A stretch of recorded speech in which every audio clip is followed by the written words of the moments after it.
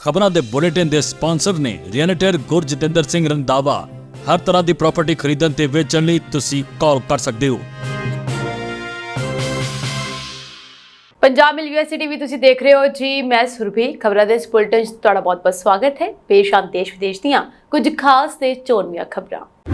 अमरीका च दाखल होने दे लई नरक वर्गे राह तो लंघदे हन भारती। पहले प्रकाश दिहाड़े मौके सचखंड श्री हरमंदिर साहिब विखे वड्डी गिनती संगतां होईआं नतमस्तक। प्रवासियां नाल भरी किश्ती पलटण नाल घट्टो घट्ट 12 लोकां दी होई मौत। बहस तो पहला हैरिस अपनियां नवीआं आर्थिक योजनावां दा करेगी खुलासा। पेशी विच दोषी ना होने की दलील देणगे ट्रंप। बच्चियां द्वारा कीते हमले विच भारतीय मूल के बजुर्ग व्यक्ति की हुई मौत। हुण इन्हां खबरां दा विस्तार।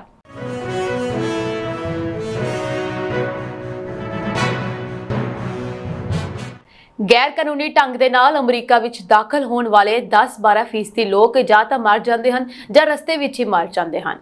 डंकी रूट एक मुनाफे वाला कारोबार बन गया है।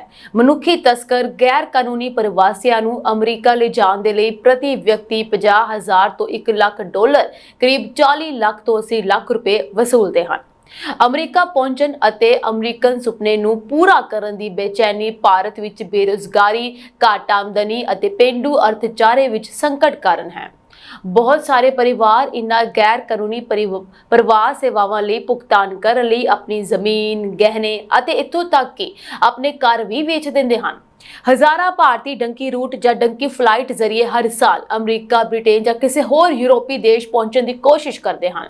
इस यात्रा विच वख-वख देशों विच कई स्टापां तो लंघना पैंदा है, जिस विच पनामा, कोस्टा रीका, अल सैल्वाडोर ਅਤੇ ਗੁਆਟੇਮਾਲਾ ਵਰਗੇ ਮੱਧ ਅਮਰੀਕੀ ਦੇਸ਼ ਸ਼ਾਮਲ ਹਨ, ਜਿੱਥੇ ਭਾਰਤੀ ਨਾਗਰਿਕ ਆਸਾਨੀ ਦੇ ਨਾਲ ਵੀਜ਼ਾ ਪ੍ਰਾਪਤ ਕਰ ਸਕਦੇ ਹਨ। ਮੈਕਸੀਕੋ ਅਤੇ ਦੱਖਣੀ ਅਮਰੀਕਾ ਦੇ ਵਿਚਕਾਰ ਸਥਿਤ ਇਹ ਦੇਸ਼ ਮੈਕਸੀਕੋ ਰਾਹੀਂ ਅਮਰੀਕਾ ਵਿੱਚ ਦਾਖਲ ਹੋਣ ਵਾਲੇ गैर कानूनी प्रवासियों ਲਈ प्रवेश द्वार वजों काम करते हैं। जांच मुताबिक इस खतरनाक सफर ਨੂੰ 2 ਸਾਲ ਲੱਗ ਸਕਦੇ ਹਨ।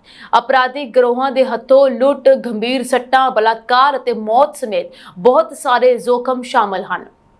ਇਹ ਇੱਕੋ ਇੱਕ ਰਸਤੇ ਨਹੀਂ ਹੈ ਜਿਸ ਰਾਹੀਂ ਗੈਰ ਕਾਨੂੰਨੀ ਪ੍ਰਵਾਸੀ ਅਮਰੀਕਾ ਵਿੱਚ ਦਾਖਲ ਹੋਣ ਦੀ ਕੋਸ਼ਿਸ਼ ਕਰਦੇ ਹਨ।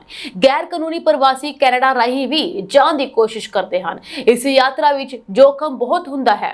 ਗੈਰ ਕਾਨੂੰਨੀ ਪ੍ਰਵਾਸੀਆਂ ਨੂੰ ਯਾਤਰਾ ਦੌਰਾਨ ਫੜੇ ਜਾਣ, ਤਸੀਹੇ ਦਿੱਤੇ ਜਾਣ, ਜੇਲ੍ਹ ਜਾਣ ਜਾਂ ਇੱਥੋਂ ਤੱਕ ਕਿ ਮਾਰੇ ਜਾਣ ਦੇ ਜੋਖਮ ਦਾ ਸਾਹਮਣਾ ਵੀ ਕਰਨਾ ਪੈਂਦਾ ਹੈ। ਅਮਰੀਕਾ ਜਾਣ ਅਤੇ ਉੱਥੇ ਸੈਟਲ ਹੋਣ ਦਾ ਸੁਪਨਾ ਦੁਨੀਆ ਭਰ ਦੇ ਲੋਕ ਦੇਖਦੇ ਹਨ। ਇੱਥੋਂ ਦੇ ਖੁਸ਼ਹਾਲੀ, ਸਫਲਤਾ ਅਤੇ ਮੌਕਿਆਂ ਦੇ ਨਾਲ ਭਰਪੂਰ जीवन ने लंबे समय तो अनगिनत भारतीयों ਨੂੰ भी आकर्षित किया है। अपने अमरीकी सुपने ਨੂੰ पूरा ਕਰਨ ਦੇ ਲਈ ਹਜ਼ਾਰਾਂ ਭਾਰਤੀ ਨਾਗਰਿਕ ਡੰਕੀ रूट ਦੀ ਵਰਤੋਂ ਕਰਦੇ ਹੋਏ ਆਪਣੀ ਜਾਨ ਨੂੰ ਖਤਰੇ ਵਿੱਚ ਪਾ ਕੇ ਅਮਰੀਕਾ ਪਹੁੰਚ ਰਹੇ ਹਨ, ਜੋ ਕਿ ਸੰਘਣੇ ਜੰਗਲਾਂ, ਔਖੇ ਸੌਖੇ ਇਲਾਕਿਆਂ ਅਤੇ ਕੱਚੇ ਪਾਣੀ ਵਿੱਚੋਂ ਲੰਘਦਾ ਹੈ। ਨਤੀਜਾ ਇਹ ਹੈ ਕਿ ਭਾਰਤੀ ਹੁਣ ਅਮਰੀਕਾ ਵਿੱਚ ਗੈਰ ਕਾਨੂੰਨੀ ਪ੍ਰਵਾਸੀਆਂ ਦੇ ਤੀਜੇ ਸਭ ਤੋਂ ਵੱਡੇ ਸਮੂਹ ਦੀ ਨੁਮਾਇੰਦਗੀ ਕਰਦੇ ਹਨ। ਉਂਝ ਅਮਰੀਕਾ ਦਾ ਸਫ਼ਰ ਨਰਕ ਵਰਗੇ ਰਸਤਿਆਂ ਵਿੱਚੋਂ ਲੰਘਦਾ ਹੈ। श्री गुरु ग्रंथ साहिब जी के पहले प्रकाश दिहाड़े मौके वड्डी गिनती संगतां ने सचखंड श्री हरमंदिर साहिब ਅਤੇ गुरुद्वारा श्री रामसर साहिब विखे नतमस्तक होके श्रद्धा ਦਾ ਪ੍ਰਗਟਾਵਾ ਕੀਤਾ। ਸ਼੍ਰੋਮਣੀ ਕਮੇਟੀ ਵੱਲੋਂ ਕਰਵਾਏ ਗਏ ਸਮਾਗਮਾਂ ਸਮੇਂ ਸੰਗਤਾਂ ਨੇ ਹਾਜ਼ਰੀਆਂ ਭਰੀਆਂ ਅਤੇ ਗੁਰਬਾਣੀ ਕੀਰਤਨ ਦਾ ਆਨੰਦ ਮਾਣਿਆ। ਇਸ ਸੰਬੰਧ ਵਿੱਚ ਗੁਰਦੁਆਰਾ श्री रामसर साहिब ਵਿਖੇ श्री अखंड पाठ साहिब ਦੇ ਭੋਗ ਮਗਰੋਂ ਸਚਖੰਡ श्री हरमंदिर साहिब तक सिख परंपरा अनुसार नगर कीर्तन सजाया गया। श्री गुरु ग्रंथ ਸਾਹਿਬ ਜੀ ਦੀ ਛਤਰਛਾਇਆ ਅਤੇ ਪੰਜ ਪਿਆਰਿਆਂ ਦੀ ਅਗਵਾਈ ਵਿੱਚ ਸਜਾਏ ਗਏ ਇਸ ਨਗਰ ਕੀਰਤਨ ਦੀ ਰਵਾਨਗੀ ਸਮੇਂ ਸੱਚਖੰਡ ਸ੍ਰੀ ਹਰਮੰਦਰ ਸਾਹਿਬ ਦੇ ਮੁੱਖ ਗ੍ਰੰਥੀ ਤੇ ਸ੍ਰੀ ਅਕਾਲ ਤਖਤ ਸਾਹਿਬ ਦੇ ਜਥੇਦਾਰ ਗਿਆਨੀ ਰਘਬੀਰ ਸਿੰਘ, ਸ਼੍ਰੋਮਣੀ ਕਮੇਟੀ ਦੇ ਪ੍ਰਧਾਨ ਐਡਵੋਕੇਟ ਹਰਜਿੰਦਰ ਸਿੰਘ ਧਾਮੀ ਅਤੇ ਜਨਰਲ ਸਕੱਤਰ ਭਾਈ ਰਜਿੰਦਰ ਸਿੰਘ ਮਹਿਤਾ ਨੇ ਪੰਜ ਪਿਆਰੇ ਨਿਸ਼ਾਨਚੀ ਤੇ ਨਗਾਰਚੀ ਸਿੰਘਾਂ ਨੂੰ ਸਿਰੋਪਾਏ ਦੇ ਕੇ ਸਤਿਕਾਰ ਦਿੱਤਾ। ਇਸ ਮੌਕੇ ਵੱਡੀ ਗਿਣਤੀ ਵਿੱਚ ਪੰਥਕ ਸ਼ਖਸੀਅਤਾਂ ਅਤੇ ਸੰਗਤਾਂ ਪੁੱਜੀਆਂ ਹੋਈਆਂ ਸਨ। ਨਗਰ ਕੀਰਤਨ ਸਮੇਂ ਸਿੱਖ ਨੌਜਵਾਨਾਂ ਵੱਲੋਂ ਗੱਤਕਾ ਪ੍ਰਦਰਸ਼ਨ ਦੇ ਨਾਲ-ਨਾਲ ਸ਼ਬਦੀ ਜਥਿਆਂ ਨੇ ਸ਼ਬਦ ਗਾਇਨ ਕਰਕੇ ਸ਼ਰਧਾ ਦਾ ਪ੍ਰਗਟਾਵਾ ਕੀਤਾ। ਇਸੇ ਦੌਰਾਨ ਰਸਤੇ ਵਿੱਚ ਸ਼ਰਧਾਲੂਆਂ ਵੱਲੋਂ ਵੱਖ-ਵੱਖ ਪਕਵਾਨਾਂ ਦੇ ਲੰਗਰ ਵੀ ਲਗਾਏ ਗਏ। ਸ੍ਰੀ ਗੁਰੂ ਗ੍ਰੰਥ ਸਾਹਿਬ ਜੀ ਦੇ ਪਹਿਲੇ ਪ੍ਰਕਾਸ਼ ਦਿਹਾੜੇ ਮੌਕੇ ਸਚਖੰਡ ਸ੍ਰੀ ਹਰਮੰਦਰ ਸਾਹਿਬ, ਸ੍ਰੀ ਅਕਾਲ ਤਖਤ ਸਾਹਿਬ ਅਤੇ ਬਾਬਾ ਅਟਲ ਰਾਏ ਸਾਹਿਬ ਵਿਖੇ ਅਲੌਕਿਕ ਜਲੌ ਸਜਾਏ ਗਏ। ਇਸ ਦੇ ਨਾਲ ਹੀ ਸੱਚਖੰਡ ਸ੍ਰੀ ਹਰਿਮੰਦਰ ਸਾਹਿਬ ਵਿਖੇ ਰੰਗ ਬਿਰੰਗੇ ਫੁੱਲਾਂ ਦੀ ਸਜਾਵਟ ਵੀ ਖਿੱਚ ਦਾ ਕੇਂਦਰ ਰਹੀ। ਸੱਚਖੰਡ ਸ੍ਰੀ ਹਰਿਮੰਦਰ ਸਾਹਿਬ ਅਤੇ ਗੁਰਦੁਆਰਾ ਸ੍ਰੀ ਰਾਮਸਰ ਸਾਹਿਬ ਸਮੇਤ ਵੱਖ-ਵੱਖ ਧਾਰਮਿਕ ਅਸਥਾਨਾਂ ਨੂੰ ਦੀਪਮਾਲਾ ਨਾਲ ਸਜਾਇਆ ਗਿਆ। ਪ੍ਰਕਾਸ਼ ਪੁਰਬ ਨੂੰ ਸਮਰਪਿਤ ਗੁਰਦੁਆਰਾ ਸ੍ਰੀ ਮੰਜੀ ਸਾਹਿਬ ਦੀਵਾਨ ਹਾਲ ਵਿਖੇ ਸਜਾਇਆ ਗੁਰਮਤਿ ਸਮਾਗਮ ਅੰਦਰ ਰਾਗੀ, ਢਾਡੀ ਅਤੇ ਕਵਿਸ਼ਰ ਜਾਥਿਆਂ ਨੇ ਸੰਗਤ ਨੂੰ ਗੁਰ ਜਸ ਨਾਲ ਜੋੜਿਆ। ਗੈਰ ਕਾਨੂੰਨੀ ਤਰੀਕੇ ਨਾਲ ਇੰਗਲਿਸ਼ ਚੈਨਲ ਪਾਰ ਕਰਕੇ ਬ੍ਰਿਟੇਨ ਪਹੁੰਚਣ ਦੀ ਕੋਸ਼ਿਸ਼ ਦੌਰਾਨ ਘੱਟੋ-ਘੱਟ 12 ਪ੍ਰਵਾਸੀਆਂ ਦੀ ਮੌਤ ਹੋ ਗਈ। ਇਹ ਜਾਣਕਾਰੀ ਦਿੰਦਿਆਂ ਫਰਾਂਸ ਦੇ ਗ੍ਰਹਿ ਮੰਤਰੀ ਗੈਰਾਲਡ ਡਾਰਮੈਨਿਨ ਨੇ ਦੱਸਿਆ ਕਿ ਇਹ ਹਾਦਸਾ ਮੰਗਲਵਾਰ ਨੂੰ ਉਸ ਸਮੇਂ ਵਾਪਰਿਆ ਜਦੋਂ ਕਿਸ਼ਤੀ ਚੈਨਲ ਰਾਹੀਂ ਬ੍ਰਿਟੇਨ ਜਾਂਦੇ ਸਮੇਂ ਪਲਟ ਗਈ। ਯੂਕੇ ਸਰਕਾਰ ਦੇ ਆંકੜਿਆਂ ਅਨੁਸਾਰ ਪਿਛਲੇ 7 ਦਿਨਾਂ ਵਿੱਚ 2000 ਤੋਂ ਵੱਧ ਲੋਕ ਛੋਟੀਆਂ ਕਿਸ਼ਤੀਆਂ ਵਿੱਚ ਬ੍ਰਿਟੇਨ ਪਹੁੰਚੇ ਹਨ। ਗੈਰ ਕਾਨੂੰਨੀ ਇਮੀਗ੍ਰੇਸ਼ਨ ਦੇ ਨਾਲ ਨਿਪਟਣਾ ਬ੍ਰਿਟਿਸ਼ ਅਤੇ ਫਰਾਂਸੀਸੀ ਸਰਕਾਰਾਂ ਦੋਵਾਂ ਤੇ ਤਰਜੀਹ ਰਹੀ ਹੈ। ਪਿਛਲੇ ਹਫਤੇ ਫਰਾਂਸ ਦੇ ਰਾਸ਼ਟਰਪਤੀ ਇਮੈਨੂਅਲ ਮੈਕਰੋਨ ਅਤੇ ਬ੍ਰਿਟਿਸ਼ ਪ੍ਰਧਾਨ ਮੰਤਰੀ ਕੇਰ ਸਟਾਰਮਰ ਨੇ ਪ੍ਰਵਾਸੀ ਤਸਕਰੀ ਦੇ ਰੂਟਾਂ ਨੂੰ ਖਤਮ ਕਰਨ ਲਈ ਮਿਲ ਕੇ ਕੰਮ ਕਰਨ ਦਾ ਵਾਅਦਾ ਕੀਤਾ ਸੀ। ਇੰਗਲਿਸ਼ ਚੈਨਲ ਨੂੰ ਦੁਨੀਆ ਦੀਆਂ ਸਭ ਤੋਂ ਵਿਅਸਤ ਸ਼ਿਪਿੰਗ ਲੇਨਾਂ ਵਿੱਚੋਂ ਇੱਕ ਮੰਨਿਆ ਜਾਂਦਾ ਹੈ। ਇੱਥੇ ਸਮੁੰਦਰ ਦੀਆਂ ਲਹਿਰਾਂ ਬਹੁਤ ਤੇਜ਼ ਹਨ ਜੋ ਛੋਟੀਆਂ ਕਿਸ਼ਤੀਆਂ ਰਾਹੀਂ ਇਸ ਨੂੰ ਪਾਰ ਕਰਨਾ ਖਤਰਨਾਕ ਬਣਾਉਂਦੀਆਂ ਹਨ। ਇਸ ਦੇ ਬਾਵਜੂਦ ਪ੍ਰਵਾਸੀ ਨਾਗਰਿਕ ਇਸ ਜਾਨਲੇਵਾ ਸਫ਼ਰ ਨੂੰ ਪਾਰ ਕਰਦੇ ਹੋਏ ਬਿਹਤਰ ਜ਼ਿੰਦਗੀ ਦੀ ਆਸ ਵਿੱਚ ਬਰਤਾਨੀਆ ਪਹੁੰਚ ਜਾਂਦੇ ਹਨ। 1 ਮਹੀਨੇ ਦੇ ਅੰਦਰ ਇੰਗਲਿਸ਼ ਚੈਨਲ ਤੇ ਇਹ ਦੂਜਾ ਹਾਦਸਾ ਹੈ।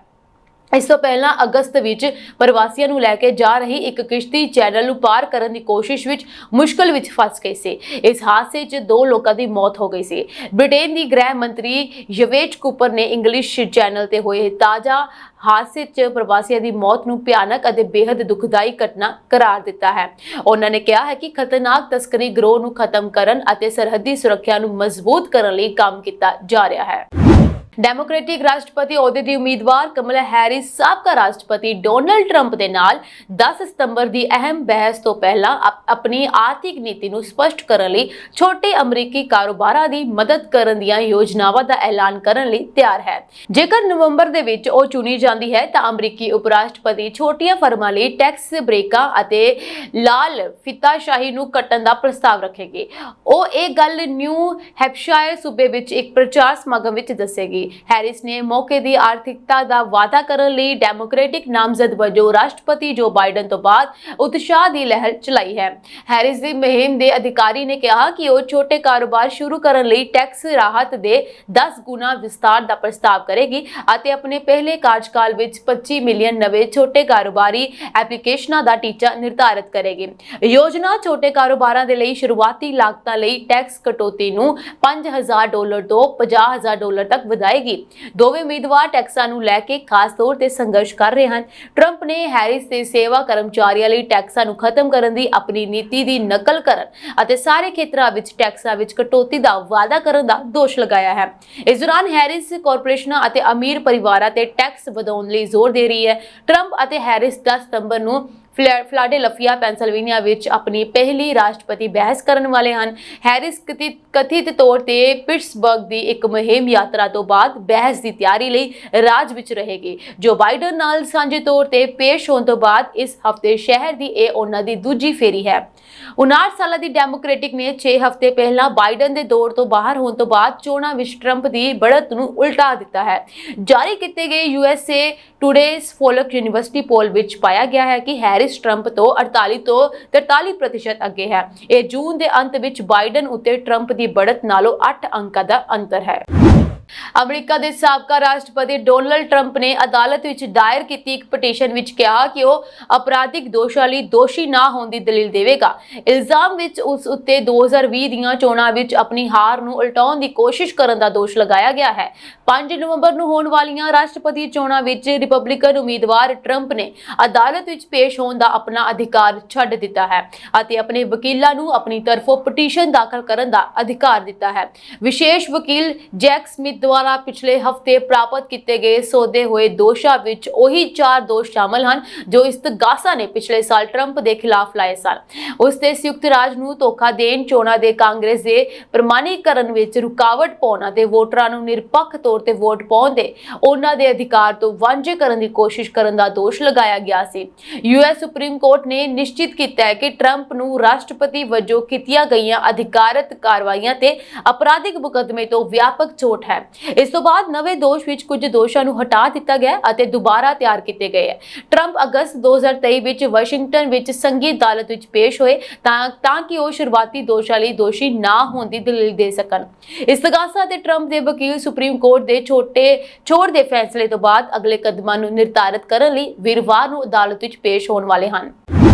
ਇੱਕ 80 ਸਾਲ ਭਾਰਤੀ ਮੂਲ ਦੇ ਵਿਅਕਤੀ ਭੀਮ ਕੋਹਲੀ ਨੇ ਲਿਸੈਸਟਰ ਦੇ ਬਾਹਰ ਬ੍ਰੋਨਸਟਨ ਟਾਊਨ ਦੇ ਫ੍ਰੈਂਕਲਿਨ ਪਾਰਕ ਵਿੱਚ ਆਪਣੇ ਕੁੱਤੇ ਨੂੰ ਸੈਰ ਕਰਾਉਂਦੇ ਸਮੇਂ ਸਕੂਲੀ ਬੱਚਿਆਂ ਦੀ ਇੱਕ ਸਮੂਹ ਦੁਆਰਾ ਕਥਿਤ ਤੌਰ ਤੇ ਹਮਲਾ ਕਰਨ ਤੋਂ ਬਾਅਦ ਸੱਟਾਂ ਕਾਰਨ ਦਮ ਤੋੜ ਦਿੱਤਾ। ਸਤੰਬਰ ਦੀ ਸ਼ਾਮ ਨੂੰ ਹੋਏ ਹਮਲੇ 'ਚ ਕੋਹਲੀ ਨੂੰ ਗਰਦਨ ਅਤੇ ਪਿੱਠ ਵਿੱਚ ਲੱਤ ਮਾਰੀ ਗਈ ਸੀ, ਜਿਸ ਨਾਲ ਗੰਭੀਰ ਸੱਟਾਂ ਲੱਗੀਆਂ। ਕੋਹਲੀ ਨੂੰ ਤੁਰੰਤ ਨੇੜਲੇ ਹਸਪਤਾਲ ਲਿਜਾਇਆ ਗਿਆ, ਜਿੱਥੇ ਅਗਲੀ ਸ਼ਾਮ 2 ਸਤੰਬਰ ਨੂੰ ਉਸ ਦੀ ਦੁਖਦਾਈ ਮੌਤ ਹੋ ਗਈ। ਪੋਸਟਮਾਰਟਮ ਦੀ ਜਾਂਚ ਨੇ ਪੁਸ਼ਟੀ ਕੀਤੀ ਹੈ ਕਿ ਉਸ ਦੀ ਮੌਤ ਗਰਦਨ ਤੇ ਗੰਭੀਰ ਸੱਟ ਲੱਗਣ ਕਾਰਨ ਹੋਈ ਹੈ। ਹੋਰ ਜਾਂਚਾਂ ਬਾਕੀ ਹਨ। ਇਸ ਘਟਨਾ ਤੋਂ ਬਾਅਦ ਕਤਲ ਦੀ ਜਾਂਚ ਸ਼ੁਰੂ ਕਰ ਦਿੱਤੀ ਗਈ, ਜਿਸ ਵਿੱਚ ਇੱਕ 14 ਸਾਲ ਦਾ ਲੜਕਾ ਅਤੇ ਲੜਕੀ ਅਤੇ 12 ਸਾਲ ਦੀ ਉਮਰ ਦੇ 2 ਲੜਕੀਆਂ ਅਤੇ ਇੱਕ ਲੜਕਾ 5 ਨਾਬਾਲਗਾਂ ਨੂੰ ਗ੍ਰਿਫਤਾਰ ਕੀਤਾ ਗਿਆ। ਫਿਲਹਾਲ 14 ਸਾਲਾ ਲੜਕਾ ਪੁਲਿਸ ਦੀ ਹਿਰਾਸਤ ਵਿੱਚ ਹੈ, ਜਦਕਿ ਬਾਕੀ 4 ਨੂੰ ਬਿਨਾਂ ਕੋਈ ਕਾਰਵਾਈ ਕੀਤੇ ਛੱਡ ਦਿੱਤਾ ਗਿਆ। ਸਥਾਨਕ ਪੁਲਿਸ ਟੀਮਾਂ ਭਾਈਚਾਰੇ ਨੂੰ ਸਮਰਥਨ ਅਤੇ ਭਰੋਸਾ ਪ੍ਰਦਾਨ ਕਰ ਰਹੀਆਂ ਹਨ, ਜਦਕਿ ਪਰਿਵਾਰਕ ਸੰਪਰਕ ਅਧਿਕਾਰੀ ਇਸ ਮੁਸ਼ਕਲ ਸਮੇਂ ਦੌਰਾਨ ਕੋਹਲੀ ਦੇ ਪਰਿਵਾਰ ਦੀ ਸਹਾਇਤਾ ਕਰ ਰਹੇ ਹਨ। ਖਾਲਿਸਤਾਨੀ ਸਮਰਥਕ NDP ਆਗੂ ਜਗਮੀਤ ਸਿੰਘ ਨੇ ਕੈਨੇਡਾ ਤੋਂ ਪ੍ਰਧਾਨ ਮੰਤਰੀ ਜਸਟਿਨ ਟਰੂਡੋ ਨੂੰ ਵੱਡਾ ਝਟਕਾ ਦਿੱਤਾ। ਜਗਮੀਤ ਸਿੰਘ ਨੇ ਸਰਕਾਰ ਤੋਂ ਆਪਣਾ ਸਮਰਥਨ ਵਾਪਸ ਲੈਣ ਦਾ ਫੈਸਲਾ ਕੀਤਾ ਹੈ। NDP ਪਾਰਟੀ ਨੇ ਦੁਪਹਿਰ ਨੂੰ ਸੋਸ਼ਲ ਮੀਡੀਆ ਤੇ ਇੱਕ ਵੀਡੀਓ ਰਾਹੀਂ ਇੱਕ ਐਲਾਨ ਕੀਤਾ। ਇਹ ਦੱਸਿਆ ਗਿਆ ਹੈ ਕਿ ਉਹ ਪ੍ਰਧਾਨ ਮੰਤਰੀ ਜਸਟਿਨ ਟਰੂਡੋ ਦੀ ਲਿਬਰਲ ਸਰਕਾਰ ਨਾਲ ਕੀਤੇ ਸਮਝੌਤੇ ਨੂੰ ਖਤਮ ਕਰ ਰਹੇ ਹਨ। ਜਗਮੀਤ ਸਿੰਘ ਨੇ ਵੀਡੀਓ ਵਿੱਚ ਕਿਹਾ ਕਿ ਜਸਟਿਨ ਟਰੂਡੋ ਨੇ ਵਾਰ-ਵਾਰ ਸਾਬਤ ਕੀਤਾ ਹੈ ਕਿ ਉਹ ਹਮੇਸ਼ਾ ਕਾਰਪੋਰੇਟ ਲਾਲਚ ਅੱਗੇ ਝੁਕੇਗਾ। ਉਸਨੇ ਲੋਕਾਂ ਨੂੰ ਨਿਰਾਸ਼ ਕੀਤਾ ਹੈ। ਉਹ ਕੈਨੇਡੀਅਨ ਤੋਂ ਇੱਕ ਹੋਰ ਮੌਕੇ ਦੇ ਹੱਕਦਾਰ ਨਹੀਂ ਹਨ। NDP ਦੇ ਬੁਲਾਰੇ ਨੇ CBC ਨਿਊਜ਼ ਨੂੰ ਦੱਸਿਆ ਕਿ ਸਮਝੌਤੇ ਨੂੰ ਖਤਮ ਕਰਨ ਦੀ ਯੋਜਨਾ ਪਿਛਲੇ 2 ਹਫ਼ਤਿਆਂ ਤੋਂ ਕੰਮ ਕਰ ਰਹੀ ਸੀ। ਉਸਨੇ ਇਹ ਵੀ ਕਿਹਾ ਕਿ ਪਾਰਟੀ ਨੇ ਲਿਬਰਲ ਸਰਕਾਰ ਨੂੰ ਆਪਣੇ ਫੈਸਲੇ ਬਾਰੇ ਉਦੋਂ ਤੱਕ ਸੂਚਿਤ ਨਹੀਂ ਕੀਤਾ ਜਦੋਂ ਤੱਕ ਵੀਡੀਓ ਲਾਈਵ ਨਹੀਂ ਹੋ ਜਾਂਦੀ। ਇੱਕ ਸੀਨੀਅਰ ਸਰਕਾਰੀ ਸੂਤਰਾਂ ਨੇ CBC ਨਿਊਜ਼ ਨੂੰ ਦੱਸਿਆ ਕਿ ਪ੍ਰਧਾਨ ਮੰਤਰੀ ਦਫ਼ਤਰ ਨੂੰ ਦੁਪਹਿਰ 1:45 ਵਜੇ ਸੂਚਿਤ ਕੀਤਾ ਗਿਆ। ਜਗਮੀਤ ਸਿੰਘ ਨੇ ਰਾਤ 1:45 ਵਜੇ ਦੇ ਕਰੀਬ ਵੀਡੀਓ ਸੋਸ਼ਲ ਮੀਡੀਆ ਤੇ ਪੋਸਟ ਕੀਤੀ। 2021 ਦੀਆਂ ਚੋਣਾਂ ਦੇ ਨਿਰਾਸ਼ਾਜਨਕ ਨਤੀਜੇ ਤੋਂ ਬਾਅਦ ਦੋਵਾਂ ਪਾਰਟੀਆਂ ਨੇ ਲਿਬਰਲ ਘੱਟ ਗਿਣਤੀ ਸਰਕਾਰ ਨੂੰ 2025 ਤੱਕ ਸਥਿਰ ਰੱਖਣ ਲਈ ਮਾਰਚ 2022 ਵਿੱਚ ਭਰੋਸਾ ਤੇ ਸਪਲਾਈ ਸਮਝੌਤਾ ਕੀਤਾ ਸੀ, ਜਿਸ ਨੂੰ ਸਮੇਂ ਤੋਂ ਪਹਿਲਾਂ ਖਤਮ ਕਰਕੇ NDP ਨੇ ਭਵਿੱਖ 'ਚ ਮੁੱਦਿਆਂ ਦੇ ਆਧਾਰ ਤੇ ਟਰੂਡੋ ਸਰਕਾਰ ਦਾ ਸਾਥ ਦੇਣ ਜਾਂ ਵਿਰੋਧ ਕਰਨ ਦਾ ਫੈਸਲਾ ਕੀਤਾ ਹੈ। ਪਿਛਲੇ ਹਫਤੇ ਪ੍ਰਧਾਨ ਮੰਤਰੀ ਨਰਿੰਦਰ ਮੋਦੀ ਦੇ ਨਾਲ ਫੋਨ ਤੇ ਗੱਲਬਾਤ ਦੌਰਾਨ ਅਮਰੀਕੀ ਰਾਸ਼ਟਰਪਤੀ ਜੋ ਬਾਈਡਨ ਨੇ ਬੰਗਲਾਦੇਸ਼ ਵਿੱਚ ਲੋਕਾਂ ਦੀ ਸੁਰੱਖਿਆ ਅਤੇ ਉੱਥੋਂ ਦੇ ਲੋਕਤਾਂਤਰਿਕ ਸੰਸਥਾਵਾਂ ਦੇ ਭਵਿੱਖ ਨੂੰ ਲੈ ਕੇ ਚਿੰਤਾ ਜ਼ਾਹਰ ਕੀਤੀ। ਅਮਰੀਕੀ ਰਾਸ਼ਟਰਪਤੀ ਦੀ ਸਰਕਾਰੀ ਰਿਹਾਇਸ਼ ਅਤੇ ਦਫ਼ਤਰ ਵਾਈਟ ਹਾਊਸ ਨੇ ਇਹ ਜਾਣਕਾਰੀ ਦਿੱਤੀ। ਵਾਈਟ ਹਾਊਸ ਦੇ ਰਾਸ਼ਟਰੀ ਸੁਰੱਖਿਆ ਸੰਚਾਰ ਸਲਾਹਕਾਰ ਜੌਨ ਕੀਰਬੀ ਨੇ ਇੱਕ ਪ੍ਰੈਸ ਕਾਨਫਰੰਸ ਵਿੱਚ ਕਿਹਾ ਕਿ ਗੱਲਬਾਤ ਦੌਰਾਨ ਬਾਈਡਨ ਅਤੇ ਮੋਦੀ ਨੇ ਬੰਗਲਾਦੇਸ਼ ਵਿੱਚ ਹਾਲ ਹੀ ਦੇ ਘਟਨਾਕ੍ਰਮ ਬਾਰੇ ਚਿੰਤਾ ਜ਼ਾਹਰ ਕੀਤੀ। ਇੱਕ ਸਵਾਲ ਦੇ ਜਵਾਬ ਦੇ ਵਿੱਚ ਉਹਨਾਂ ਨੇ ਕਿਹਾ ਕਿ ਰਾਸ਼ਟਰਪਤੀ ਨੇ ਬੰਗਲਾਦੇਸ਼ 'ਚ ਲੋਕਾਂ ਦੀ ਸੁਰੱਖਿਆ ਅਤੇ ਉੱਥੇ ਮੌਜੂਦ ਲੋਕਤਾਂਤਰਿਕ ਸੰਸਥਾਵਾਂ ਦੇ ਭਵਿੱਖ ਨੂੰ ਲੈ ਕੇ 26 ਅਗਸਤ ਨੂੰ ਫੋਨ ਤੇ ਗੱਲਬਾਤ ਕੀਤੀ ਸੀ। ਇਸ ਤੋਂ ਬਾਅਦ ਵਾਈਟ ਹਾਊਸ ਵੱਲੋਂ ਜਾਰੀ ਬਿਆਨ ਵਿੱਚ ਬੰਗਲਾਦੇਸ਼ ਦਾ ਜ਼ਿਕਰ ਨਹੀਂ ਕੀਤਾ ਗਿਆ। ਅਮਰੀਕਾ ਦੇ ਸਾਬਕਾ ਰਾਸ਼ਟਰਪਤੀ ਅਤੇ ਰਿਪਬਲਿਕਨ ਪਾਰਟੀ ਦੇ ਰਾਸ਼ਟਰਪਤੀ ਅਹੁਦੇ ਦੇ ਉਮੀਦਵਾਰ ਡੋਨਾਲਡ ਟਰੰਪ ਦੀ ਨਵੀਂ ਕਿਤਾਬ ਰਿਲੀਜ਼ ਦੇ ਕੁਝ ਘੰਟਿਆਂ ਦੇ ਅੰਦਰ ਹੀ ਬੈਸਟ ਸੈਲਰ ਬਣ ਗਈ ਹੈ ਅਤੇ ਇਸ ਨੇ ਹਲਚਲ ਮਚਾ ਦਿੱਤੀ ਹੈ। ਬੀਤੇ ਦਿਨ ਮੰਗਲਵਾਰ ਨੂੰ Amazon ਈ-ਕਾਮਰਸ ਸਾਈਟ ਤੇ ਟਰੰਪ ਦੁਆਰਾ ਲਿਖੀ ਗਈ ਇਹ ਨਵੀਂ ਕਿਤਾਬ ਸੇਵ ਅਮਰੀਕਾ ਨੂੰ ਰਿਲੀਜ਼ ਕੀਤਾ ਗਿਆ। ਹਾਰਡ ਕਵਰ ਬੁੱਕ ਦੀ ਕੀਮਤ $99 ਦੇ ਕਰੀਬ ਹੈ। ਭਾਰਤੀ ਕਰੰਸੀ ਦਾ ਇਹ ਰਾਸ਼ੀ 8,314 ਰੁਪਏ ਬਣਦੀ ਹੈ। ਹਾਲਾਂਕਿ ਕੀਮਤ ਬਹੁਤ ਜ਼ਿਆਦਾ ਹੈ, ਪਰ ਇਹ ਕਿਤਾਬ ਰਿਲੀਜ਼ ਹੋਣ ਤੇ ਕੁਝ ਘੰਟਿਆਂ ਵਿੱਚ ਹੀ ਵਿਕ ਗਈ ਸੀ। ਇਸ ਨਾਲ ਇਹ ਕਿਤਾਬ Amazon ਤੇ ਰਾਸ਼ਟਰਪਤੀ ਰਾਜ ਦੇ ਮੁਖੀਆਂ ਦੀਆਂ ਜੀਵਨੀਆਂ ਦੀ ਸੂਚੀ 'ਚ ਨੰਬਰ 1 ਬਣ ਗਈ ਹੈ। ਇਹ ਕੁੱਲ ਮਿਲਾ ਕੇ 13ਵੀਂ ਸਭ ਤੋਂ ਵੱਧ ਵਿਕਣ ਵਾਲੀ ਕਿਤਾਬ ਬਣ ਗਈ ਹੈ। ਟਰੰਪ ਨੇ ਆਪਣੀ ਨਵੀਂ ਕਿਤਾਬ ਦਾ ਪ੍ਰਚਾਰ ਆਪਣੀ ਹੀ social media platform Truth Social ਤੇ ਕੀਤਾ ਹੈ। ਫਗਵਾੜਾ ਦੇ ਪ੍ਰੀਤਨਗਰ ਇਲਾਕੇ 'ਚ ਉਸ ਸਮੇਂ ਸੋਗ ਦੀ ਲਹਿਰ ਫੈਲ ਗਈ ਜਦੋਂ ਸ਼ਹਿਰ ਦੇ ਇੱਕ ਨੌਜਵਾਨ ਦੀ ਕੈਨੇਡਾ 'ਚ ਵਾਪਰੇ ਸੜਕ ਹਾਦਸੇ 'ਚ ਮੌਤ ਹੋ ਗਈ। ਮ੍ਰਿਤਕ ਨੌਜਵਾਨ ਜਿਸ ਦੀ ਪਛਾਣ ਰਜਤ ਕੁਮਾਰ ਪੁੱਤਰ ਵਰਿੰਦਰ ਕੁਮਾਰ ਵਾਸੀ ਪ੍ਰੀਤਨਗਰ ਫਗਵਾੜਾ ਵਜੋਂ ਹੋਈ ਹੈ, ਮਾਪਿਆਂ ਦਾ ਇਕਲੌਤਾ ਪੁੱਤਰ ਸੀ। ਰਜਤ ਪਿਛਲੇ 5 ਸਾਲਾਂ ਤੋਂ ਬਰੈਂਪਟਨ ਕੈਨੇਡਾ ਵਿੱਚ ਹੀ ਰਹਿ ਰਿਹਾ ਸੀ। ਰਜਤ ਕੁਮਾਰ ਦੇ ਪਰਿਵਾਰਕ ਮੈਂਬਰਾਂ ਨੇ ਦੱਸਿਆ ਕਿ ਰਜਤ ਕੁਮਾਰ ਦੀ ਕੈਨੇਡਾ 'ਚ ਉਸ ਸਮੇਂ ਮੌਤ ਹੋ ਗਈ ਜਦੋਂ ਆਪਣੀ ਕਾਰ 'ਚ ਕੰਮ ਤੇ ਜਾ ਰਿਹਾ ਸੀ। ਉਸ ਦੀ ਕਾਰ ਨੂੰ ਤੇਜ਼ ਰਫ਼ਤਾਰ ਟਰੱਕ ਨੇ ਟੱਕਰ ਮਾਰੀ ਦੱਸੀ ਜਾ ਰਿਹਾ ਹੈ। ਜਿਸ ਤੋਂ ਬਾਅਦ ਉਸ ਦੀ ਮੌਤ ਹੋ ਗਈ। ਇਲਾਕੇ ਦੀ ਸਾਬਕਾ ਕੌਂਸਲਰ ਬੀਬੀ ਸਰਬਜੀਤ ਕੌਰ ਨੇ ਦੱਸਿਆ ਕਿ ਰਜਤ ਕੁਮਾਰ ਸੰਨ 2019 ਚ ਕੈਨੇਡਾ ਗਿਆ ਸੀ, ਪਰ ਕਿਸੇ ਨੇ ਇਹ ਨਹੀਂ ਸੋਚਿਆ ਸੀ ਕਿ ਅਜਿਹਾ ਦਿਨ ਵੀ ਦੇਖਣ ਨੂੰ ਮਿਲੇਗਾ ਜਦੋਂ ਪਰਿਵਾਰ ਨੂੰ ਕੈਨੇਡਾ ਚ ਉਸ ਦੀ ਮੌਤ ਦੀ ਜਾਣਕਾਰੀ ਇਸ ਤਰ੍ਹਾਂ ਮਿਲੇਗੀ। ਨਿਊ ਜਰਸੀ ਸਥਿਤ ਰਗਰਸ ਯੂਨੀਵਰਸਿਟੀ ਦੇ ਮੁਲਾਜ਼ਮ ਦੀ ਇੱਕ ਰਿਪੋਰਟ 'ਚ ਦੇਸ਼ ਦੀ ਉੱਚ ਸਿੱਖਿਆ ਪ੍ਰਣਾਲੀ 'ਚ ਜਾਤੀ ਆਧਾਰਿਤ ਵਿਤਕਰੇ ਦੇ ਦੋਸ਼ਾਂ ਦੀ ਲੱਗੀ ਪਿੱਛੋਂ ਇੱਕ ਹਿੰਦੂ ਅਮਰੀਕੀ ਥਿੰਕ ਟੈਂਕ ਨੇ ਸੰਸਥਾ ਵਿਰੁੱਧ ਸ਼ਿਕਾਇਤ ਦਰਜ ਕਰਵਾਈ ਹੈ। ਇਸ ਦੌਰਾਨ ਸੰਸਥਾ ਨੇ ਕਿਹਾ ਕਿ ਮੁਲਾਜ਼ਮ ਦੀ ਰਿਪੋਰਟ ਰਗਰਸ 'ਚ ਅਮਰੀਕੀ ਉੱਚ ਸਿੱਖਿਆ 'ਚ ਜਾਤੀ ਆਧਾਰਿਤ ਵਿਤਕਰਾ ਪਿਛਲੇ ਯਤਨਾਂ ਦੀ ਉਦਾਹਰਨ ਹੈ ਜੋ ਪੂਰੀ ਤਰ੍ਹਾਂ ਨਾਲ ਆਮ ਕਿੱਸਿਆਂ ਤੇ ਆਧਾਰਿਤ ਗੈਰ ਵਿਗਿਆਨਿਕ ਗੈਰ ਪ੍ਰਮਾਣਿਤ ਜਾਤੀ ਵਿਤਕਰੇ ਦੀ ਕਹਾਣੀ ਨੂੰ ਬਰਕਰਾਰ ਰੱਖਦੀ ਹੈ। ਕਾਸਟ ਫਾਈਲਜ਼ ਨਾਂ ਦੇ ਇੱਕ ਸੰਗਠਨ ਨੇ ਰਗਰਸ ਯੂਨੀਵਰਸਿਟੀ ਅਤੇ ਮੁਲਾਜ਼ਮ ਦੇ ਸਹਿ ਅਧਿਆਪਕ ਪ੍ਰੋਫੈਸਰ ਆਡਰੀ ਟਰੁਸ਼ਕੇ ਵਿਰੁੱਧ ਨਾਗਰਿਕ ਅਧਿਕਾਰ ਕਾਨੂੰਨ 1964 ਦੀ ਧਾਰਾ 6 ਅਧੀਨ ਸ਼ਿਕਾਇਤ ਦਰਜ ਕਰਵਾਈ ਹੈ ਜੋ ਸਿੱਖਿਆ ਨੂੰ ਤਸ਼ੱਦਦ ਅਤੇ ਭੇਦਭਾਵ ਤੋਂ ਮੁਕਤ ਬਣਾਉਣ ਦੇ ਅਧਿਕਾਰ ਦੀ ਗਾਰੰਟੀ ਦਿੰਦੀ ਹੈ। ਸੰਗਠਨ ਨੇ ਮੰਗਲਵਾਰ ਨੂੰ ਇੱਕ ਪ੍ਰੈਸ ਇਸ਼ਤਿਹਾਰ 'ਚ ਦੋਸ਼ ਲਾਇਆ ਕਿ ਰਗਰਸ ਯੂਨੀਵਰਸਿਟੀ 'ਚ ਵਿਦਿਆਰਥੀਆਂ ਨੂੰ ਤੰਗ ਪਰੇਸ਼ਾਨ ਅਤੇ ਭੇਦਭਾਵ ਰਹਿਤ ਸਿੱਖਿਆ ਅਤੇ ਅਧਿਕਾਰ ਤੋਂ ਵਾਂਝੇ ਰੱਖਿਆ ਜਾ ਰਿਹਾ ਹੈ, ਜਿਨ੍ਹਾਂ 'ਚ ਵੱਡੀ ਸੰਖਿਆ 'ਚ ਭਾਰਤੀ ਅਮਰੀਕੀ ਅਤੇ ਭਾਰਤੀ ਨਾਗਰਿਕ ਸ਼ਾਮਲ ਹਨ। ਅਮਰੀਕਾ ਦੇ ਜਾਰਜੀਆ ਦੇ ਇੱਕ ਹਾਈ ਸਕੂਲ ਵਿੱਚ ਹੋਈ ਜ਼ਬਰਦਸਤ ਗੋਲੀਬਾਰੀ ਵਿੱਚ ਘੱਟੋ-ਘੱਟ 4 ਲੋਕਾਂ ਦੀ ਮੌਤ ਹੋ ਗਈ। ਵਿੰਡਰ ਦੇ ਅਪਲਾਚੀ ਹਾਈ ਸਕੂਲ ਵਿੱਚ ਹੋਈ ਗੋਲੀਬਾਰੀ ਵਿੱਚ ਮਰਨ ਵਾਲਿਆਂ ਤੋਂ ਇਲਾਵਾ 30 ਲੋਕ ਜ਼ਖਮੀ ਵੀ ਹੋਏ ਹਨ। ਸਕੂਲ ਦੇ ਬੁਲਾਰੇ ਨੇ ਦੱਸਿਆ ਕਿ ਘਟਨਾ ਕਾਬੂ ਹੇਠ ਹੈ ਅਤੇ ਦੁਪਹਿਰ ਬਾਅਦ ਵਿਦਿਆਰਥੀਆਂ ਨੂੰ ਛੁੱਟੀ ਦੇ ਦਿੱਤੀ ਗਈ। ਬੈਰੋ ਕਾਉਂਟੀ ਸ਼ੈਰਿਫ ਦੇ ਦਫ਼ਤਰ ਨੇ ਇੱਕ ਬਿਆਨ ਵਿੱਚ ਕਿਹਾ ਕਿ ਸਕੂਲ ਨੂੰ ਤਾਲਾਬੰਦ ਕਰ ਦਿੱਤਾ ਗਿਆ ਅਤੇ ਇੱਕ ਸ਼ੱਕੀ ਨੂੰ ਹਿਰਾਸਤ ਵਿੱਚ ਲਿਆ ਗਿਆ ਹੈ। ਬਿਆਨ ਦੇ ਅਨੁਸਾਰ ਲਗਭਗ ਸਵੇਰੇ 10:30 ਵਜੇ ਕਈ ਕਾਨੂੰਨ ਲਾਗੂ ਕਰਨ ਵਾਲੀਆਂ ਏਜੰਸੀਆਂ ਅਤੇ ਫਾਇਰ ਫਾਈਟਰਸ ਦੇ ਅਧਿਕਾਰੀਆਂ ਨੂੰ ਗੋਲੀਬਾਰੀ ਦੀ ਰਿਪੋਰਟਾਂ ਤੋਂ ਬਾਅਦ ਹਾਈ ਸਕੂਲ ਲਈ ਰਵਾਨਾ ਕੀਤਾ ਗਿਆ। ਜਾਰਜੀਆ ਦੇ ਗਵਰਨਰ ਬ੍ਰਾਇਨ ਕੈਂਪ ਨੇ ਇੱਕ ਬਿਆਨ ਵਿੱਚ ਕਿਹਾ ਹੈ ਕਿ ਮੈਂ ਅਧਿਕਾਰੀਆਂ ਨੂੰ ਅਪਲਾਚੀ ਹਾਈ ਸਕੂਲ ਵਿੱਚ ਵਾਪਰੀ ਘਟਨਾ ਦਾ ਜਵਾਬ ਦੇਣ ਲਈ ਕਿਹਾ ਹੈ ਅਤੇ ਸਾਰੇ ਜਾਰਜੀਆ ਨੂੰ ਬੈਰੋ ਕਾਉਂਟੀ ਅਤੇ ਰਾਜ ਭਰ ਵਿੱਚ ਵਿਦਿਆਰਥੀਆਂ ਦੀ ਸੁਰੱਖਿਆ ਲਈ ਕਾਰਵਾਈ ਕਰਨ ਦੀ ਅਪੀਲ ਕੀਤੀ ਹੈ। FBI ਦੇ ਅੰਟਲਾਟਾ ਦਫ਼ਤਰ ਨੇ ਇੱਕ ਬਿਆਨ ਵਿੱਚ ਕਿਹਾ ਕਿ FBI ਬੈਰੋ ਕਾਉਂਟੀ ਅੰਟਲਾਟਾ ਵਿੱਚ ਅਪਲਾਚੀ ਹਾਈ ਸਕੂਲ ਵਿੱਚ ਚੱਲ ਰਹੀ ਸਥਿਤੀ ਤੋਂ ਜਾਣੂ ਹੈ। ਸਾਡੇ ਅਧਿਕਾਰੀ ਸਥਾਨਕ ਕਾਨੂੰਨ ਲਾਗੂ ਕਰਨ ਵਾਲਿਆਂ ਨਾਲ ਤਾਲਮੇਲ ਕਰਨ ਅਤੇ ਸਹਾਇਤਾ ਕਰਨ ਲਈ ਮੌਕੇ ਤੇ ਹਨ। ਮਸ਼ਹੂਰ ਭਾਰਤੀ ਅਮਰੀਕੀ ਐਰੋਸਪੇਸ ਵਿਗਿਆਨੀ ਡਾਕਟਰ ਵਿਵੇਕ ਲਾਲ ਨੂੰ ਸਟੈਨਫੋਰਡ ਯੂਨੀਵਰਸਿਟੀ ਦੇ ਵਕਾਰੀ ਹੂਵਰ ਇੰਸਟੀਚਿਊਟ ਦਾ ਵਿਜ਼ਿਟਿੰਗ ਫੈਲੋ ਚੁਣਿਆ ਗਿਆ ਹੈ। ਦੁਨੀਆ ਦੇ ਸਭ ਤੋਂ ਪ੍ਰਭਾਵਸ਼ਾਲੀ ਥਿੰਕ ਟੈਂਕਾਂ ਵਿੱਚੋਂ ਇੱਕ ਹੂਵਰ ਸੰਸਥਾ ਇੱਕ ਪ੍ਰਮੁੱਖ ਖੋਜ ਕੇਂਦਰ ਹੈ ਜੋ ਨੀਤੀਗਤ ਵਿਚਾਰਾਂ ਨੂੰ ਸਮਰਪਿਤ ਹੈ ਜੋ ਆਰਥਿਕ ਖੁਸ਼ਹਾਲੀ, ਰਾਸ਼ਟਰੀ ਸੁਰੱਖਿਆ ਅਤੇ ਲੋਕਤੰਤਰੀ ਸ਼ਾਸਨ ਉਤਸ਼ਾਹਿਤ ਕਰਦੇ ਹਨ। ਇੱਕ ਰਿਲੀਜ਼ ਵਿੱਚ ਕਿਹਾ ਗਿਆ ਹੈ ਕਿ ਲਾਲ ਜਨਰਲ ਐਟੋਮਿਕਸ ਗਲੋਬਲ ਕਾਰਪੋਰੇਸ਼ਨ ਦੇ ਮੁੱਖ ਕਾਰਜਕਾਰੀ ਅਧਿਕਾਰੀ ਹਨ। ਲਾਲ ਨੂੰ 2018 ਵਿੱਚ ਅਮਰੀਕੀ ਆਵਾਜਾਈ ਮੰਤਰਾਲੇ ਦੇ ਪ੍ਰਮੁੱਖ ਸਲਾਹਕਾਰ ਦੇ ਅਹੁਦੇ ਤੇ ਨਿਯੁਕਤ ਕੀਤਾ ਗਿਆ ਸੀ।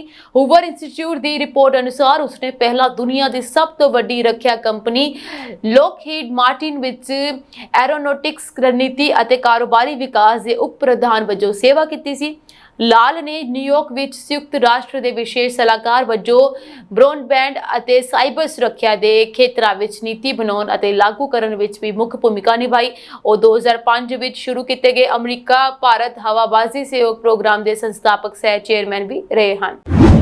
ਡੋਨਾਲਡ ਟਰੰਪ ਨੇ ਜਾਰਜੀਆ ਦੇ ਸਕੂਲ 'ਚ ਹੋਈ ਗੋਲੀਬਾਰੀ ਤੇ ਆਪਣੀ ਚੁੱਪੀ ਤੋੜੀ ਹੈ, ਜਿਸ 'ਚ 2 ਵਿਦਿਆਰਥੀਆਂ ਤੇ 2 ਅਧਿਆਪਕਾਂ ਦੀ ਮੌਤ ਹੋ ਗਈ ਹੈ।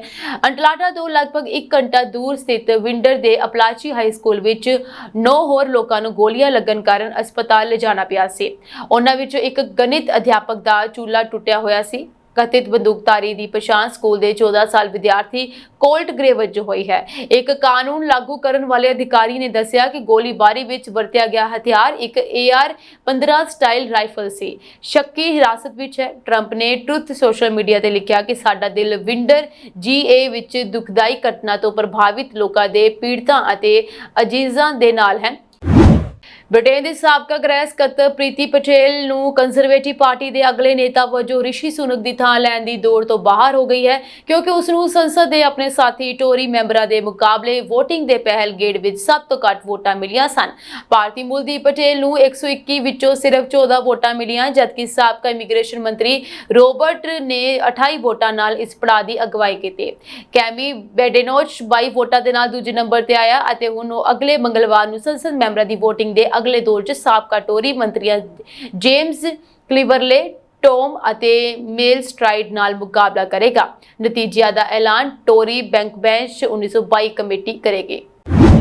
ਇਜ਼ਰਾਈਲ ਅਤੇ ਹਮਾਸ ਵਿਚਾਲੇ ਜੁਲਾਈ ਤੋਂ ਚੱਲ ਰਹੀ ਜੰਗਬੰਦੀ ਵਾਰਤਾ ਨੂੰ ਅਜੇ ਤੱਕ ਅੰਤਿਮ ਰੂਪ ਨਹੀਂ ਦਿੱਤਾ ਗਿਆ। ਪਿਛਲੇ ਕੁਝ ਦਿਨਾਂ ਤੋਂ ਅਮਰੀਕਾ ਨੇ ਇਜ਼ਰਾਈਲ ਅਤੇ ਹਮਾਸ ਨੂੰ ਜੰਗਬੰਦੀ ਲਈ ਮਨਾਉਣ ਦੀ ਪੂਰੀ ਕੋਸ਼ਿਸ਼ ਸ਼ੁਰੂ ਕਰ ਦਿੱਤੀ ਹੈ।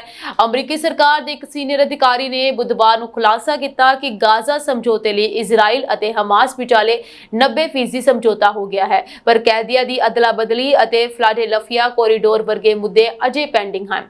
ਅਮਰੀਕਾ ਨੇ ਇਸ ਗੱਲ ਤੇ ਵੀ ਜ਼ੋਰ ਦਿੱਤਾ ਹੈ ਕਿ ਹਮਾਸ ਦਾ ਬੰਦਕਾਂ ਨੂੰ ਮਾਰਨ ਅਤੇ ਭਵਿੱਖ ਵਿੱਚ ਅਜਿਹਾ ਕਰਨ ਦੀ ਧਮਕੀ ਦੇਣ ਦਾ ਸੁਭਾਅ ਦਰਸਾਉਂਦਾ ਹੈ ਕਿ ਅਸੀਂ ਇੱਕ ਖੌਫਨਾਕ ਅੱਤਵਾਦੀ ਸਮੂਹ ਨਾਲ ਗੱਲਬਾਤ ਕਰ ਰਹੇ ਹਾਂ। ਇਸ ਲਈ ਕੁਝ ਦੇਰੀ ਸੁਭਾਵਿਕ ਹੈ, ਪਰ ਗੱਲਬਾਤ ਯਕੀਨੀ ਤੌਰ ਤੇ ਸਫਲ ਹੋਵੇਗੀ। ਮਾਮਲਾ ਕਿੱਥੇ ਫਸਿਆ ਹੋਇਆ ਹੈ? ਅਮਰੀਕਾ ਦੇ ਇੱਕ ਸੀਨੀਅਰ ਅਧਿਕਾਰੀ ਨੇ ਕਿਹਾ ਕਿ ਗਾਜ਼ਾ ਸਮਝੌਤੇ ਦੇ ਮੂਲ ਰੂਪ 'ਚ 90% ਸਮਝੌਤਾ ਹੋ ਗਿਆ ਹੈ। ਕੁੱਲ 18 ਪੰਨਿਆਂ ਤੇ ਪ੍ਰਸਤਾਵ 'ਚੋਂ ਦੋਵੇਂ ਪੱਖ 14 ਪੰਨਿਆਂ ਤੇ ਸਹਿਮਤ ਹੋ ਗਏ ਹਨ। ਉਹਨਾਂ ਨੇ ਕਿਹਾ ਅਜੇ ਵੀ ਕਈ ਅਹਿਮ ਚੁਣੌਤੀਆਂ ਹਨ ਜਿਨ੍ਹਾਂ ਦਾ ਹੱਲ ਕਰਨਾ ਜ਼ਰੂਰੀ ਹੈ। ਮਿਸਰ ਅਤੇ ਕਤਰ ਨੇ ਇਜ਼ਰਾਈਲ ਦੇ ਪ੍ਰਧਾਨ ਮੰਤਰੀ ਬੈਂਜਾਮਿਨ ਨੇਤਨਯਾਹੂ ਦਾ ਇਲਜ਼ਾਮ ਲਗਾਇਆ ਹੈ ਕਿ ਬੰਦਕਾਂ ਨੂੰ ਰਿਹਾ ਕਰਨ ਤੋਂ ਪਹਿਲਾਂ ਫਿਲਾਡੈਲਫੀਆ ਲਾਂਘੇ ਤੋਂ ਫੌਜਾਂ ਨੂੰ ਨਹੀਂ ਹਟਾਏਗਾ। ਬੀਤੇ ਦਿਨ ਨਿਊ ਜਰਸੀ ਸੂਬੇ ਦੇ ਸ਼ਹਿਰ ਵਾਈਲਡਵੁੱਡ ਵਿੱਚ ਸਥਿਤ ਇੱਕ ਹੋਟਲ ਮਾਲਕ ਰਾਕੇਸ਼ ਪਟੇਲ ਅਤੇ ਉਸਦੀ ਪਤਨੀ ਵਿਚਾਲੇ ਬਿਜ਼ਨਸ ਪ੍ਰਤੀ ਕਿਸੇ ਗੱਲ ਤੋਂ ਵੱਡੀ ਲੜਾਈ ਹੋ ਗਈ। ਲੜਾਈ ਹੋਣ ਕਰਕੇ ਪੂਰੇ ਮੋਟਲ ਤੇ ਕਬਜ਼ਾ ਕਰਨ ਵਾਲੇ ਗੁਜਰਾਤੀ ਪਤੀ ਰਾਕੇਸ਼ ਪਟੇਲ ਨੂੰ ਜੇਲ੍ਹ ਦੀ ਹਵਾ ਖਾਣੀ ਪਈ। ਸਿਟੀ ਆਫ ਵਾਈਲਡਵੁੱਡ ਪੁਲਿਸ ਅਨੁਸਾਰ ਇਹ ਘਟਨਾ ਬੀਤੇ ਦਿਨ 2 ਸਤੰਬਰ ਦੁਪਹਿਰ 12 ਵਜੇ ਦੀ ਘਟਨਾ 'ਚ ਦੋਸ਼ੀ ਰਾਕੇਸ਼ ਪਟੇਲ ਨੇ ਆਪਣੀ ਪਤਨੀ ਨਾਲ ਝਗੜਾ ਕਰਦੇ ਹੋਏ ਮੋਟਲ ਦੀ ਲੋਬੀ ਦਾ ਦਰਵਾਜ਼ਾ ਖੋਲ੍ਹਣ ਦੀ ਕੋਸ਼ਿਸ਼ ਕੀਤੀ, ਪਰ ਜਦੋਂ ਪੁਲਿਸ ਮੋਟਲ ਦੇ ਪਹੁੰਚੀ ਤਾਂ ਰਾਕੇਸ਼ ਭੱਜਣ ਲਈ ਆਪਣੀ ਕਾਰ ਵੱਲ ਭੱਜਿਆ। ਪੁਲਿਸ ਵੀ ਉਸ ਦਾ ਪਿੱਛਾ ਕਰਦੀ ਕਾਰ ਕੋਲ ਪਹੁੰਚ ਗਈ ਅਤੇ ਜਦੋਂ ਉਹਨਾਂ ਨੇ ਉਸ ਨੂੰ ਰੋਕਣ ਦੀ ਕੋਸ਼ਿਸ਼ ਕੀਤੀ ਤਾਂ ਉਸਨੇ ਮੌਕੇ ਤੇ ਮੌਜੂਦ ਪੁਲਿਸ ਮੁਲਾਜ਼ਮਾਂ ਦੇ ਨਾਲ ਧੱਕਾ ਮੁੱਕੀ ਕੀਤੀ। ਪੁਲਿਸ ਤੋਂ ਭੱਜਣ ਦੀ ਕੋਸ਼ਿਸ਼ ਕਰ ਰਹੇ ਰਾਕੇਸ਼ ਪਟੇਲ ਨੇ ਪੁਲਿਸ ਅਧਿਕਾਰੀ ਦਾ ਹਥਿਆਰ ਖੋਹਣ ਦੀ ਕੋਸ਼ਿਸ਼ ਕੀਤੀ। ਮੋਟਲ ਵਿਖੇ ਅਧਿਕਾਰੀਆਂ ਨੇ ਰਾਕੇਸ਼ ਪਟੇਲ ਨੂੰ ਹਿਰਾਸਤ 'ਚ ਲੈ ਕੇ ਜਦੋਂ ਉਸਦੀ ਅਤੇ ਆਸ-ਪਾਸ ਦੇ ਇਲਾਕੇ 'ਚ ਤਲਾਸ਼ੀ ਲਈ ਤਾਂ ਉਸ ਕੋਲੋਂ ਇੱਕ ਅਰਧ ਆਟੋਮੈਟਿਕ ਹੈਂਡਗਨ, 9 ਰੌਂਦ, ਇੱਕ ਰਾਈਫਲ, ਹੈਂਡ ਗ੍ਰਿਪ ਅਤੇ ਕੱਪੜੇ ਮਿਲੇ। ਬੰਗਲਾਦੇਸ਼ ਦੀ ਬੇਦਖਲ ਪ੍ਰਧਾਨ ਮੰਤਰੀ ਸ਼ੇਖ ਹਸੀਨਾ ਦੇ ਖਿਲਾਫ 2 ਹੋਰ ਕਤਲ ਦੇ ਮਾਮਲੇ ਦਰਜ ਕੀਤੇ ਗਏ ਹਨ, ਜਿਸ ਨਾਲ ਉਸ ਦੇ ਖਿਲਾਫ ਕੁੱਲ ਕੇਸਾਂ ਦੀ ਗਿਣਤੀ 94 ਹੋ ਗਈ ਹੈ। उधर ही मीडिया रिपोर्टर च यह जानकारी दी गई। शेख हसीना पिछले महीने अस्तीफे दे के भारत आई सी। अवामी लीग दी नेता हसीना खिलाफ हुण तक घट्टो घट्ट 94 मामले दर्ज किए गए हैं, जिन्हां चों ज़्यादातर सरकारी नौकरियां च विवादित कोटा प्रणाली के खिलाफ वड्डे विद्यार्थी प्रदर्शनां दौरान होईयां हत्यावां दे नाल संबंधित हैं। डेली स्टार अखबार ने दस्सिया है कि 19 जुलाई नूं प्रदर्शनां दौरान ढाका निवासी की हत्या का मामला हसीना और 26 होरां खिलाफ दर्ज किया गया सी। मृतक की पत्नी ने ढाका मैट्रोपोलिटन मैजिस्ट्रेट अफनान सुमी की अदालत विच केस दायर किया, जिसने पुलिस ब्यूरो ऑफ इन्वेस्टिगेशन को जांच तो बाद रिपोर्ट सौंपण लई कहा। यूक्रेन ਦੇ ਨਾਲ ਚੱਲ ਰਹੇ ਭਿਆਨਕ ਯੁੱਧ ਵਿਚਕਾਰ ਰਾਸ਼ਟਰਪਤੀ ਵਲਾਦੀਮੀਰ ਪੁਤਿਨ ਨੇ ਰੂਸੀ ਵਿਗਿਆਨੀਆਂ ਨੂੰ ਐਂਟੀ ਏਜਿੰਗ ਦਵਾਈ ਬਣਾਉਣ ਦਾ ਆਦੇਸ਼ ਦਿੱਤਾ। ਅਜਿਹੀਆਂ ਖਬਰਾਂ ਹਨ ਕਿ ਪੁਤਿਨ ਆਪਣੀ ਅਤੇ ਸਰਕਾਰ ਦੇ ਕਈ ਬਜ਼ੁਰਗ ਮੰਤਰੀਆਂ ਦੀ ਉਮਰ ਨੂੰ ਰੋਕਣਾ ਚਾਹੁੰਦੇ ਹਨ। ਰੂਸ ਦੇ ਸਿਹਤ ਮੰਤਰਾਲੇ ਨੇ ਇਸ ਸਾਲ ਜੂਨ 'ਚ ਵਿਗਿਆਨੀਆਂ ਨੂੰ ਇਹ ਨਿਰਦੇਸ਼ ਦਿੱਤੇ ਸਨ। ਇਸ ਲਈ ਟੀਚਾ ਵੀ ਮਿਥਿਆ ਗਿਆ ਹੈ। ਸਾਲ 2030 ਤੱਕ 1,75,000 ਬਜ਼ੁਰਗਾਂ ਨੂੰ ਜਵਾਨ ਬਣਾਉਣ ਦਾ ਟੀਚਾ ਰੱਖਿਆ ਗਿਆ। ਦੂਜੇ ਪਾਸੇ ਪੁਤਿਨ ਸਰਕਾਰ ਦਾ ਪੱਤਰ ਮਿਲਣ ਤੋਂ ਬਾਅਦ ਵਿਗਿਆਨੀਆਂ ਨੇ ਹੈਰਾਨੀ ਜਤਾਈ ਹੈ ਅਤੇ ਕਿਹਾ ਹੈ ਕਿ ਇਹ ਪਹਿਲੀ ਵਾਰ ਹੈ ਕਿ ਇੰਨੇ ਘੱਟ ਨੋਟਿਸ ਤੇ ਅਜਿਹਾ ਆਦੇਸ਼ ਮਿਲਿਆ ਹੈ।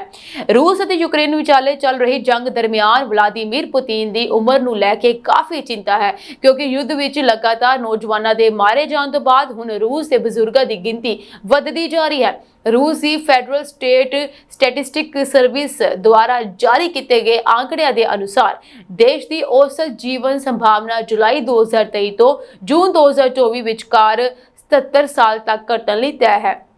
पिछले महीने MRC laboratory of medical science imperial college London ਅਤੇ ਸਿੰਗਾਪੁਰ ਦੇ ਡਿਊਕ NUS ਮੈਡੀਕਲ ਸਕੂਲ ਦੇ ਖੋਜੀਆਂ ਨੇ ਇੱਕ ਅਜਿਹੀ ਦਵਾਈ ਦੀ ਖੋਜ ਕਰਨ ਦਾ ਦਾਅਵਾ ਕੀਤਾ ਜੋ ਬੁੱਢੇ ਨੂੰ ਜਵਾਨ ਬਣਾਉਣ ਵਿੱਚ ਕਾਰਗਰ ਸਾਬਤ ਹੋ ਸਕਦੀ ਹੈ। ਖੋਜੀਆਂ ਨੇ ਪ੍ਰਯੋਗਸ਼ਾਲਾ ਵਿੱਚ ਇੱਕ ਚੂਹੇ ਤੇ ਪ੍ਰਯੋਗ ਕੀਤਾ ਅਤੇ ਪਾਇਆ ਕਿ ਦਵਾਈ ਦੇ ਬਾਅਦ ਚੂਹਾ ਬੁੱਢੇ ਤੋਂ ਜਵਾਨ ਵਿੱਚ ਬਦਲ ਗਿਆ।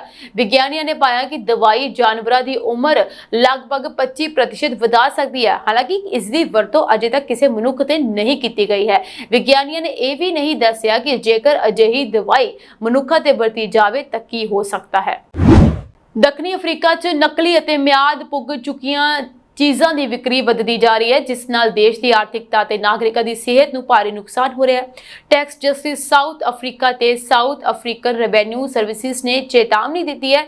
ਇਸ ਗੈਰ ਕਾਨੂੰਨੀ ਵਪਾਰ ਕਰਨ ਦੇਸ਼ ਨੂੰ ਹਰ 5 ਮਹੀਨਿਆਂ ਵਿੱਚ ਅਰਬਾਂ ਰੁਪਏ ਦਾ ਨੁਕਸਾਨ ਹੋ ਰਿਹਾ ਹੈ। Transnational alliance to combat illicit trade ਦੀ ਇੱਕ ਰਿਪੋਰਟ ਨੇ ਅਨੁਸਾਰ ਭ੍ਰਿਸ਼ਟਾਚਾਰ ਦੱਖਣੀ ਅਫਰੀਕਾ ਵਿੱਚ ਇਸ ਗੈਰ ਕਾਨੂੰਨੀ ਵਪਾਰ ਨੂੰ ਵਧਾ ਰਿਹਾ ਹੈ। ਟ੍ਰੈਸਿਟ ਦੇ ਸੀਨੀਅਰ ਨੀਤੀ ਸਲਾਹਕਾਰ ਐਸਟੈਂਬਨ ਨੇ ਇਹ ਕਿਹਾ ਹੈ ਕਿ ਭ੍ਰਿਸ਼ਟਾਚਾਰ ਦੇ ਕਾਰਨ ਨਕਲੀ ਅਤੇ ਗੈਰ ਕਾਨੂੰਨੀ ਵਸਤੂਆਂ ਦਾ ਵਪਾਰ ਵਧ ਰਿਹਾ ਹੈ ਅਤੇ ਇਸ ਨੂੰ ਗੰਭੀਰ ਅਪਰਾਧ ਨਹੀਂ ਮੰਨਿਆ ਜਾ ਰਿਹਾ। ਇਹ ਸਾਂਝੀ ਦੇਸ਼ ਵਿਦੇਸ਼ ਦੀਆਂ ਕੁਝ ਖਾਸ ਤੇ ਚੋਣਵੀਆਂ ਖਬਰਾਂ ਹੋਰ ਅਪਡੇਟਸ ਜੁੜੇ ਰਹਿਣ ਦੇ ਲਈ ਤੁਸੀਂ ਬਨੇ ਰਹੋ ਪੰਜਾਬ ਮਿਲ USTV ਦੇ ਨਾਲ। ਤੁਹਾਡੇ ਸਭ ਦਾ ਬਹੁਤ ਬਹੁਤ ਧੰਨਵਾਦ।